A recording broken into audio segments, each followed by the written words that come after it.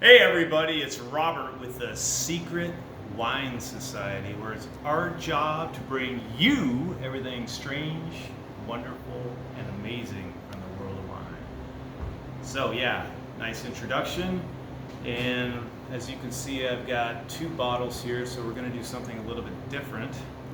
And this is going to give you guys some insight into the process that we use here. So I've got two bottles of wine from the same producer. And these are both Cru Beaujolais, which you know that we love Beaujolais. These are both from Fleurie. So they're going to be 100% Gamay. And with limited shelf space, we're going to make a decision about which one we want to have in the shop. So, look at these. Let's take one bottle at a time here. Kind of cool labels, and they've got the vineyard plots across here, and they actually show you in red which vineyard plot this is. So Gregoire, let's see, Hopinot, Gregoire Hopinot. And so this one is the Les Moriers bottling. Okay, so it is a Cru Beaujolais from Fleurie. And the other one we have, Gregoire Hopinot again, different plot, looks like in blue over here, maybe green. And this is also a Fleurie. These are both 2019, so they're both Cru Beaujolais. So now we did a little research. So this particular vineyard, Le Mondier, the vines are about 15 to 30 years old, okay? And this has a little more sand and clay.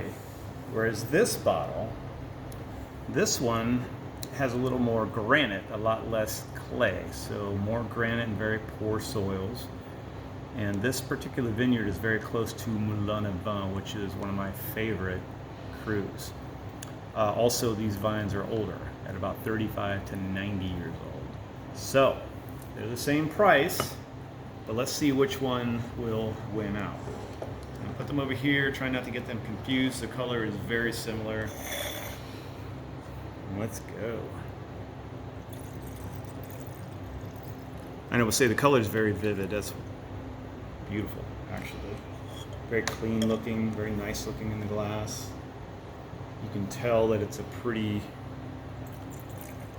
I mean, it looks like a Beaujolais or a Pinot to me, but the color's magnificent, like this really nice purple magenta, but it's very vivid.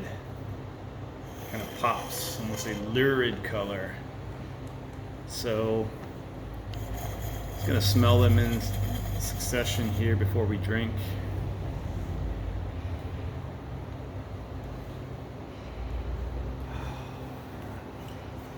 So already, I really like that one. And it smells like a Moulin et Vin, so that would make sense with the soil and the location.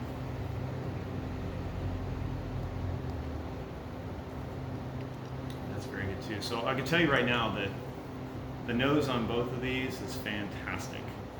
Would you be able to tell the difference in a blind tasting? I think so.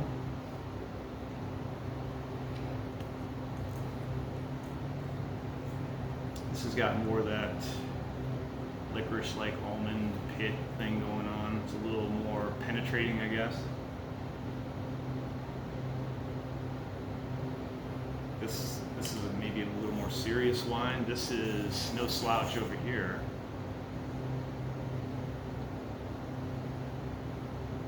But definitely the nose is a little more fruit forward.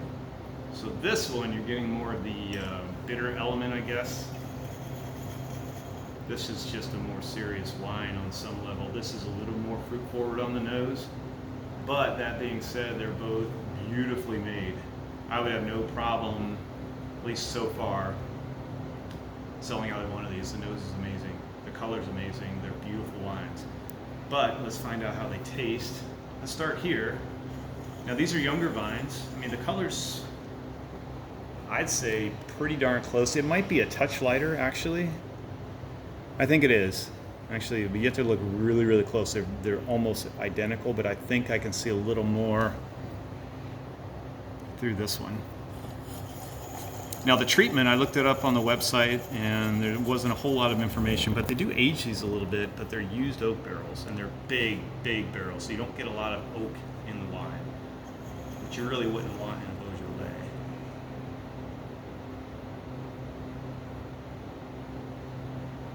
This one's a little more floral, which is appealing, actually. I like that. This wine's very pretty, very pretty. Very feminine style, which I like, actually. It's very pretty. Let's go back to this one. Yeah, more florality.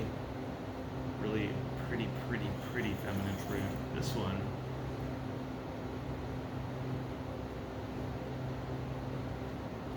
Yeah, I mean, now that this is a more serious, almost an earthiness to it, but it's still got all the fruit, but the bitter, I mean, it's more, this is fun, this is a little more serious. All right, so let's try them and see what we think. This one first.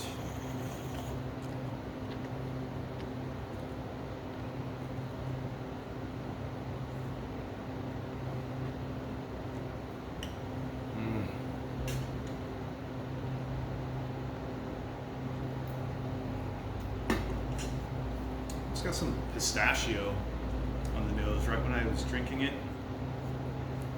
The acid's great. It's smooth. I mean, it does have the tannins, but this is a beautiful wine. Very floral. The fruit's there. You get a lot of high tone, like blueberry and blackberry, but maybe some licorice, but not as much as this on the licorice. But I mean, you still get that. It tastes like beaujolais. It tastes like Fleurie. This one tastes more like Fleurie to me. Oh, that's lovely. Okay, so let's go to this one.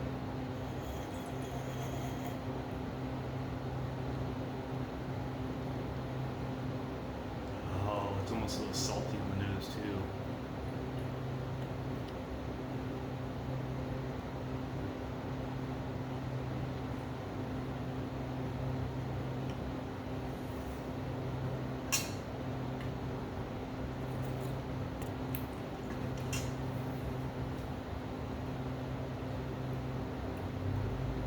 This has a little more grip.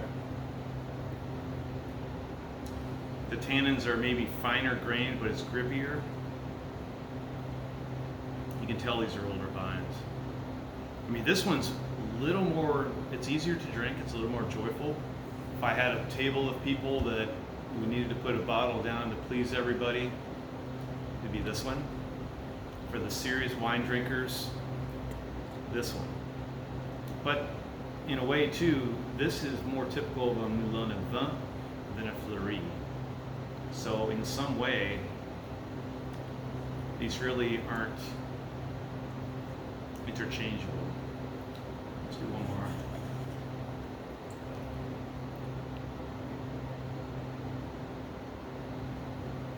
Oh, the fruit is so pure on this one. And the florality is much more apparent. This is much more like a Fleurie.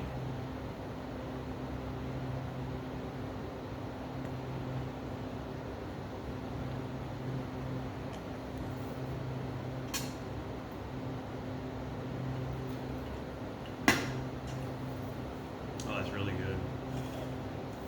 I love this. But let's try this one. Finish out here and then we'll make a decision.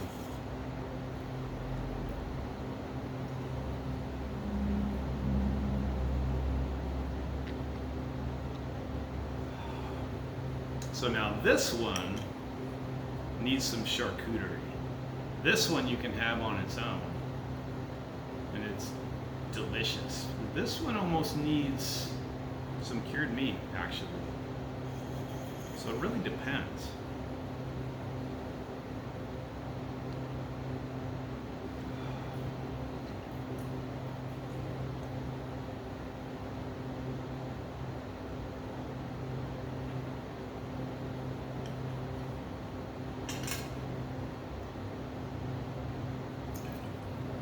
Oh yeah. So really it's becoming apparent now, maybe because it's getting air, but this has more structure, which would make sense because I guess they're within eyesight of the windmill Moulin à Vin. So, you know, with the soil being tougher soil, granite, just very poor soil.